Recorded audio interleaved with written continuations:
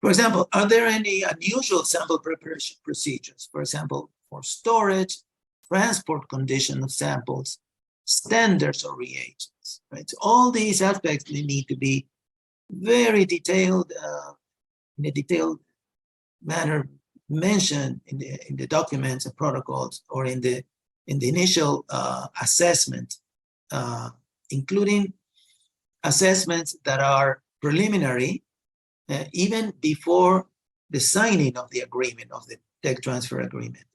Usually we call that a due diligence. So it's very recommended to perform a due diligence before you commit, or you decide to start this this joint venture with the sending unit.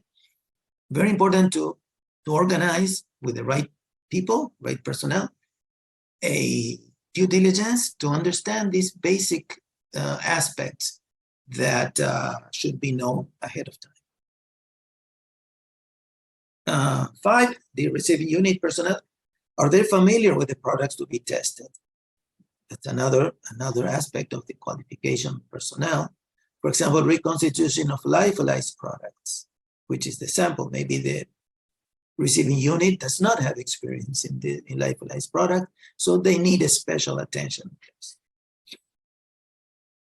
6, is there any need for critical test materials, such as filters or special micropipettes? So all these materials, right, that usually they should be specified in the analytical method procedures.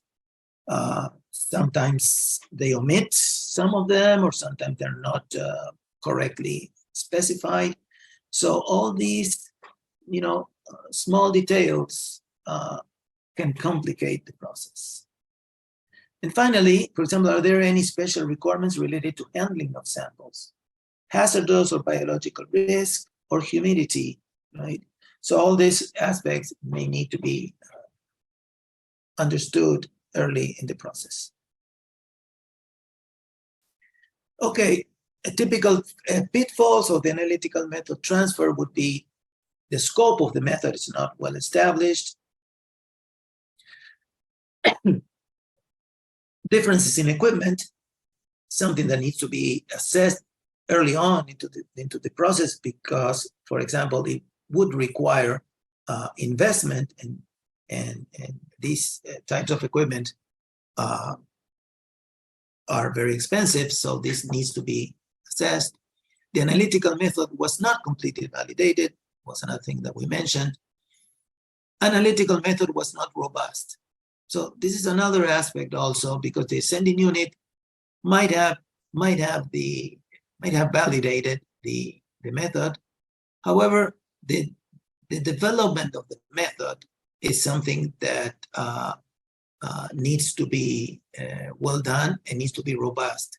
That means that maybe you could have a validated method that is not completely robust, and when you transfer it to the receiving unit, that could be a problem that surfaces in that scenario.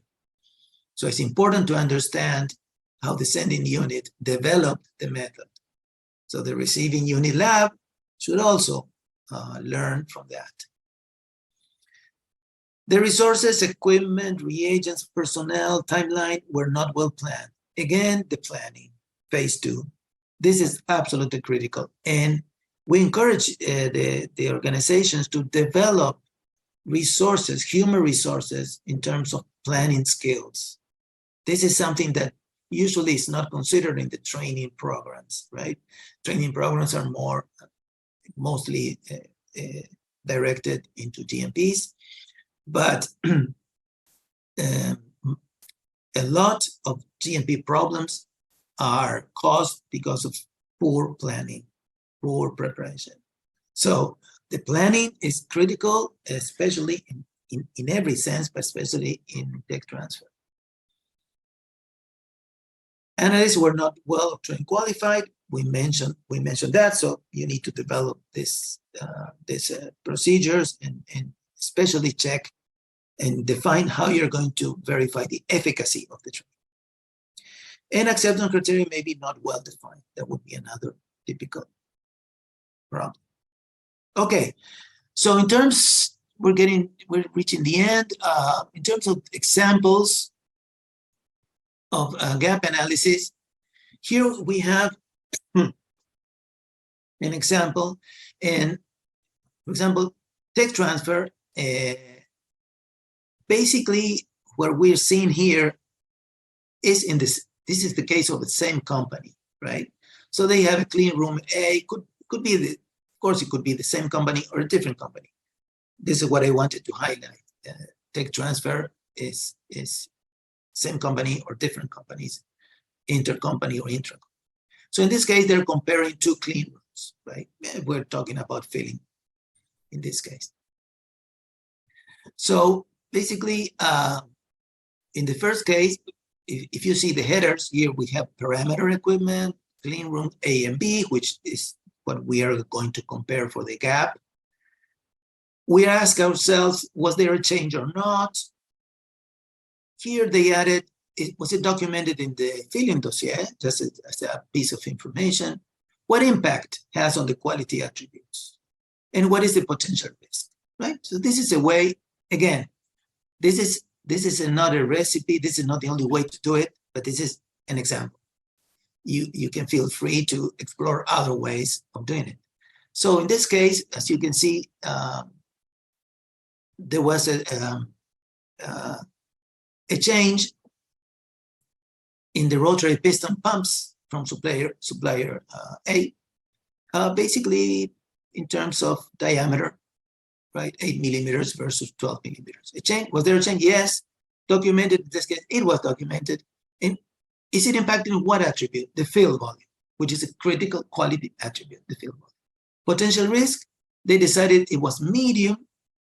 Calibration curve for both pistons covers the required fill volume, wide specification limits, plus minus 5%, but the process capability needs to be verified on the filling line. So here they're identifying, which this could go in another column, they are identifying an action, right? What is required in terms to understand this. Remember, we do this at an early stage of the tech transfer process. In this case, we had the number of fill heads pumps from 2 to 8. Was there a change? Yes. However, it was not documented in the dossier. In this case, they decided that there was no impact on the quality attribute because the change was the number of filling heads, right? So that does not impact the quality attribute. It just maybe lowers or lowers the yield or affects other aspects, but not the quality attribute, right? So that's why they consider this low. Dispensing mode and velocity are equal. Process capability needs to be verified because you're going to have a different capability, of course. And this would be a low risk. In case of nitrogen flush, you know that for some processes it's critical. They had in both cases the nitrogen flush, so there was no change. Both processes had the same nitrogen flush. It was not documented in the dossier, something interesting to understand when we're talking about dossiers. And the impact is important because the critical quality attribute oxygen level in the syringe head is important. Okay, so in this case, they decided to categorize it as high. But there was no, the efficacy of nitrogen flush is not known. That was discovered in the tech transfer. This is what I mentioned in the initial part of my presentation, that when you perform the tech transfer, you might and you have to look for opportunities for improvement. So in this case, they understood, or they came to the knowledge that the efficacy of nitrogen flush was not known. So they say studies are required, right? So this is an example of how you could, what is the expectation to do this?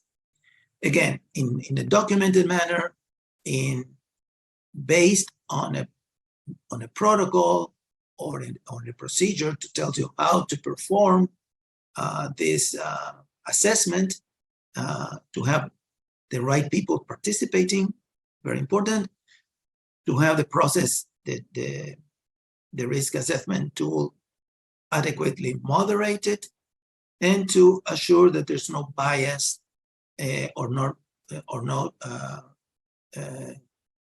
weak technical information involved. So this is important, and this is the expectation. So in this case, we can see the second one as an example.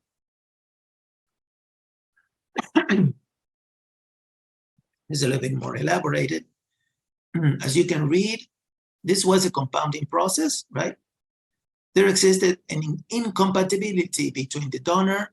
When we say incompatibility, we mean difference, right? There's a gap between the donor, sending unit, which used only glass material. Suppose a glass reactor, could be glass flask, and the receiver unit, which used a disposable bag and stainless steel container instead of glass. So this means that the sending unit all the time was using glass historically, but there was a difference between the receiving unit that did not use glass. So without knowing the impact on the product, given a change in the material, a compatibility lab trial had to be initiated to determine the selection of the appropriate material. So this is exactly the expectation that the regulators have on the companies, that you detected this on a timely manner, and you had the resources and the decision to carry out this study. So, first of all, we are going to mention that oxidation, for example, is a very common pathway of and source of impurities, of degradation. So oxidation is very, very, first hydrolysis and then oxidation are one of the, risks that product have, or any product will have for degradation. So this is the first part that is included in this analysis, because the knowledge has to be there to understand this. So there's a difference in impurity levels between the glass, stainless steel, and disposable bags. So as you can see, they performed the trial, the design experiment was carried out. And as you can see, you have the impurity, in oxidation, and the whole time in different situations. So as you can see, you have on the bottom, you have the disposable bags, and then you have the glass, and you have the stainless